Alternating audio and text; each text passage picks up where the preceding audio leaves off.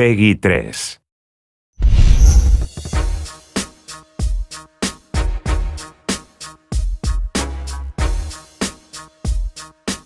When I first got in the league, there's a lot of tough guys, at least from my perspective, because once again, I considered myself the lowest on the totem pole, and I had to learn. So I looked at every experience as a learning experience. Physically, it was a much more physical game than what it is today.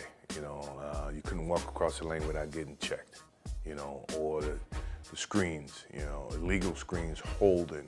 You always had to pay a price. Be it if you were aggressive and you were a gun-ho guy and you go in with the understanding that I'm gonna get hit, I'm gonna pay the price, but that's part of the game. I'm not gonna be afraid to go inside. Those are types of things that these kids don't even have a clue of how we had to grow up or how we had to play.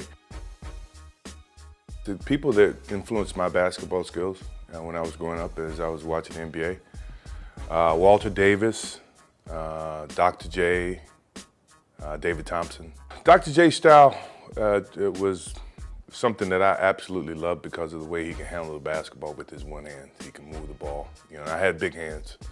So in terms of being able to control the ball and be creative with the ball with your hands, to me that was intriguing because very few people have big hands. Are there rules to talking trash? I only talk trash to people that I knew, my friends, Patrick Ewing, Bird, Magic, those type of guys. But I never talk trash to people that I didn't know or people I'm just meeting. And if they did, my game always did my talking. I never say anything. So this can be something you probably could print. I'm playing in my camp against O.J. Mayo. He was a top high school kid coming out, and I never met him first time. In front of my camp, he starts this thing about, you can't guard me, you can't do this. I got my campers here, so obviously I can't really go where I want to go because of all my camp.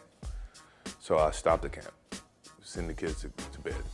We go back to playing, and he starts his whole thing, that you can't guard me, you can't do this. And then finally I just left and I said, look, dude, you may be the best high school player, but I'm the best player in the world.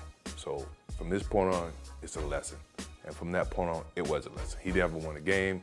I posted him up. I did everything. If I can ever show you that film, and if you can ever ask him that, ask him about the thing that happened at my camp. I don't consider that trash. I consider that fact. You call it trash.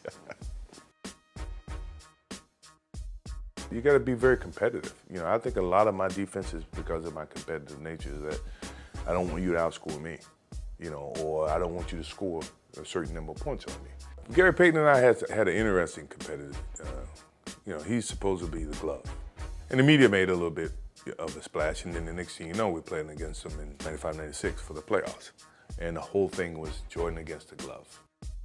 I mean, he was good at defending, me to get the ball, but once I got the ball, I felt like I always had the advantage. So, it wasn't really a problem to me. He's a Hall of Famer now. I think he's very deserving of it, but we did have our battles.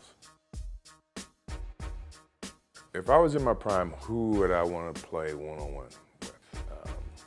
That list is very long. Start off with Jerry West, Elgin Baylor, Kobe Bryant in his prime, LeBron in his prime, D-Wade in his prime, Melo. That's a good start. Yeah. I don't think I lose.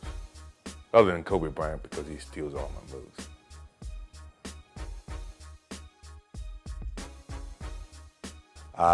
No. I'm not a Twitterer, I'm not a twerker, I'm not a Facebooker. I am nothing. I'm old school. What is twerking, by the way?